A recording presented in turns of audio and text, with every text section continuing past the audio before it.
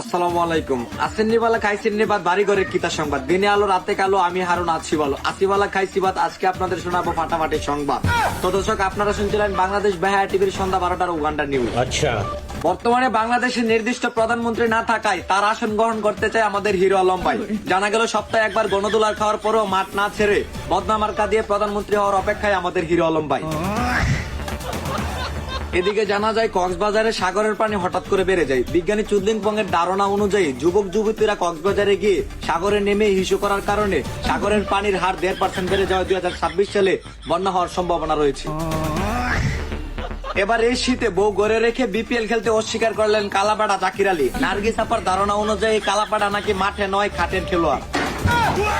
গতকাল বিশ্ব চ্যাম্পিয়ন আর্জেন্টিনার সাথে মারামারি করে 1-1 গোলে ম্যাচ ড্র করলো বাংলাদেশ। তা দেখে অটুভাস বিজ্ঞানীরা ধারণা করেন 2026 সালে বাংলাদেশ বিশ্বকাপ জেতার সম্ভাবনা রয়েছে। এদিকে দেখা মিলল ভিউ পাওয়ার মিলিয়ন বাবা। পেট্রোল পুড়িয়ে আগুন জ্বালিয়ে দর্শন বিল্লাল কামাই ভিউ, কপালে পরে জোতার বাড়ি হুন্ডাই বাজে টিউ। বিস্তারিত রিপোর্ট প্রিন্স মামুনের মা লাইলা রিপোর্টে। ঠিক আছে। 10 million, 10 million. This video is 1 billion.